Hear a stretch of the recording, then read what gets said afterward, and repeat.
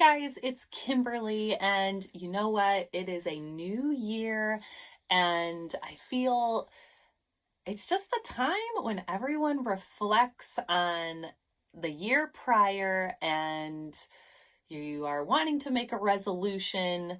But you know what? I'm not a resolution girl. I just want to reflect on the year before and see how I can better myself for the new year. I don't know about you, but I don't make resolutions, like I said, but I do like inspirational words instead of making a resolution, because I always just like if you say you're going to lose weight in the new year, you get that gym membership, and about 3 weeks in, you're pretty much done by February. So I just don't know if I have a word just yet that for, the new year. I know for my homeschool, my mantra is relaxed consistency. So I'm keeping that. That is totally my thing. But for myself, I don't know, maybe the word grow. I just want to grow in different areas. And I have been just thinking a lot, reflecting a lot on what my 2022, it's crazy to say that, 2022 goals and desires are with my homeschool, motherhood, my marriage, my business, and myself. So I'm going to start off with homeschool. My goals and desires for my homeschool in the year of 2022 is definitely to continue, like I said, of my mantra of relaxed consistency. I want to light the spark of learning back into my kids. I don't think the spark is gone by any means, but I want my kids to tell me what they want to learn about, and I want to be able to run with it. I want to do more of an unschooling approach with my kids in this new year. We homeschool all year long. So, obviously there's moments where it seems like we're doing a lot, like high tide learning, and then there's times where it seems like we're not doing that much, low tide. But I want my kids to be excited about new discoveries, and I want to be able to make those ideas and those opportunities happen for them here in the new year. The next kind of category that I want to grow in is motherhood. And specifically with being a mom, I want to be more present with my kids. So you may be thinking, well, you're home all day with your kids. How are you not present with your kids? I will tell you that this is a problem for me. It goes in waves. Sometimes I can, be done with my phone, and other times I'm like glued to that thing. So I want to just work on specifically when my kids come to me with anything, I don't want to act distracted. And I know that I am always like that. They want to tell me something, but I know it's not going to be very interesting. So I'm just like, oh yeah, oh good, okay, yeah. And I just, go back to whatever I'm doing. And that's not treating them with respect. They are, yes, they're little people, but they deserve respect just like older people do. And I shouldn't treat them so rudely. So I definitely just want to be more present with them, respect what they have to say, and really be listening. And just, I know I'll be a better mom to them for it. They deserve more of my one-on-one focus when it's not just homeschool related. Of course, I'm sitting next to them all the time, right? Doing lessons with them and offering ideas to them. But if, your child wants to come to you and tell you all about a bug they saw on the sidewalk, even though I could care less probably about a bug they found on the sidewalk. I want to give my little people my full attention, and make them know that what they have to say has value. And I just have a feeling that if I give them more of my concentrated attention on things that maybe I don't find of interest, they may give me more of their concentrated attention when I have something to say to them. So we'll see how it goes. But I definitely, as far as motherhood goes, I want to improve on that here in the new year. All right, my marriage. First and foremost, I definitely want to say that my husband is the most amazing man. Like, God couldn't have blessed me more with my husband. He is one of the most self-sacrificing humans that I know. And he is just so hardworking. And, when you're road tripping for many, many hours with your spouse and with your kids and stuff, like I have been very recently, you just have so much time to just think and about all sorts of crazy stuff. And it's really just dawned on me that I need to love my husband more in his love language. Now, what I mean by that, everyone has their own love language. I don't know if you've read the book. I haven't read the book, but I've heard so many people talk about it, and I've read articles on it in in previous years. But people's love languages can be touch, like physical touch, quality time, gifts, affirmations. I think there's one more. Can't think of it. Ooh, if you know it, comment below. But my husband's primary love language is touch. He loves to snuggle. He likes to be close. And that is definitely not, service. Service is the fifth love language. That's what it is, I think. So anyway, his love language is touch, his primary one.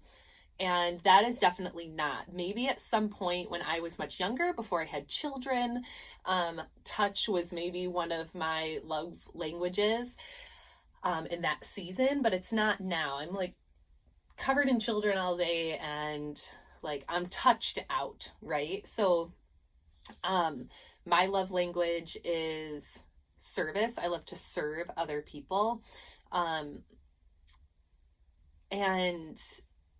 I just realized what he needs from me is to love him more in his love language. So even though I may not want to snuggle, I need to snuggle him on the couch when we're watching a show together. And it's going to mean the world to him. He does so much for our family, provides tremendously for our family to be able to do what we do.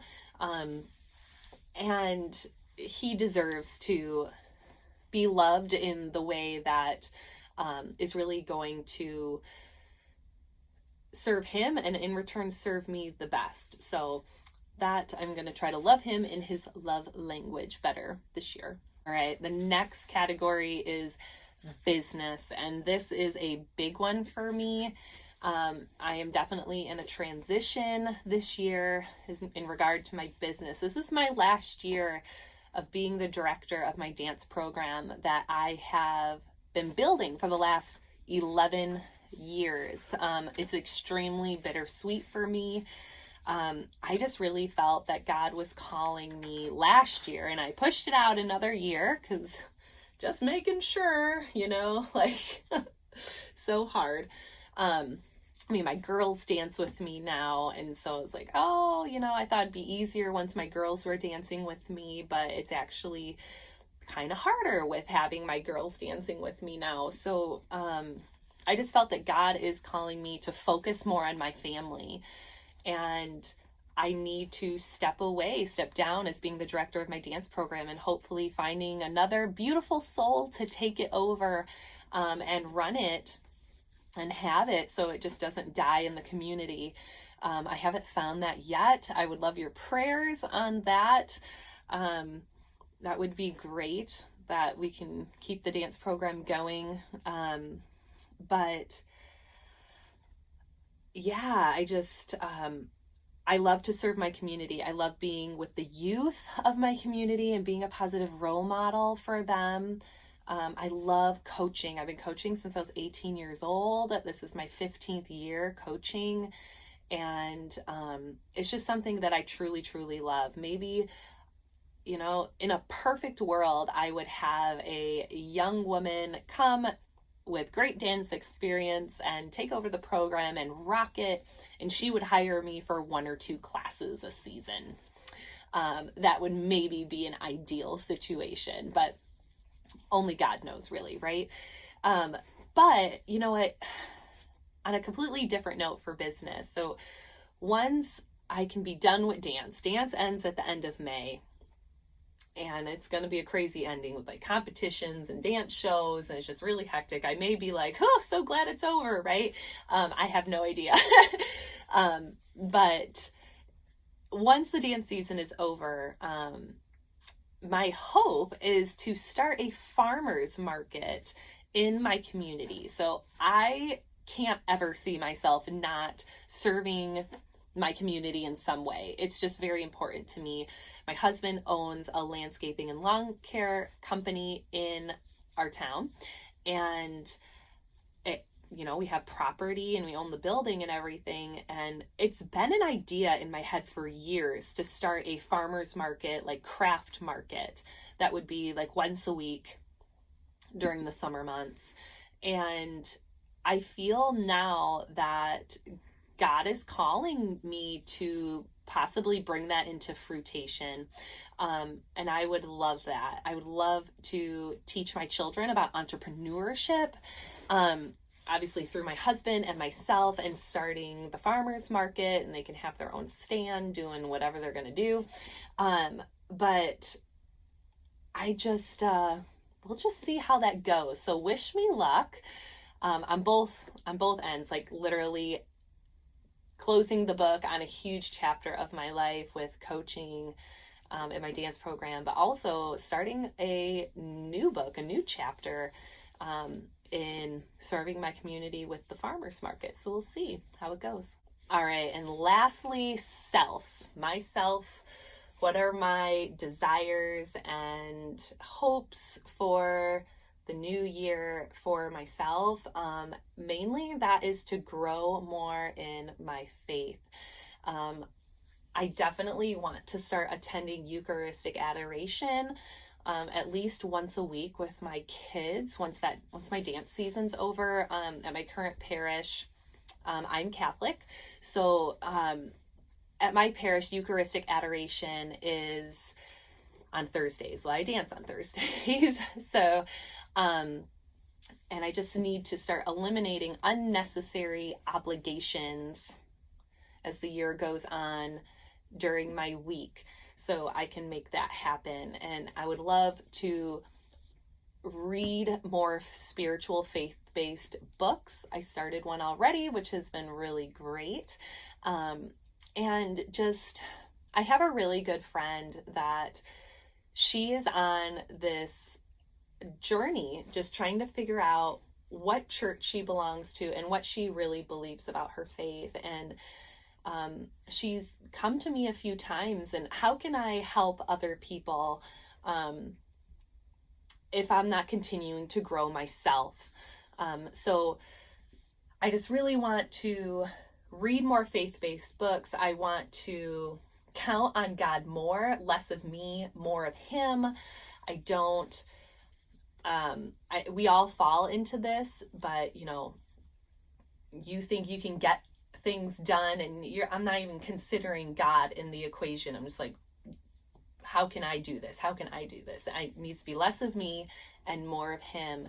And yeah, I just want to focus on God more, grow in my faith more, rely on Him more. And I know He won't let me down. I know that. But other than that, you guys, I would love to hear what your goals, what your desires, your hopes are for this new year, the year 2022. I would love for you to comment below, give this video a thumbs up, and I can't wait to see you in the next one.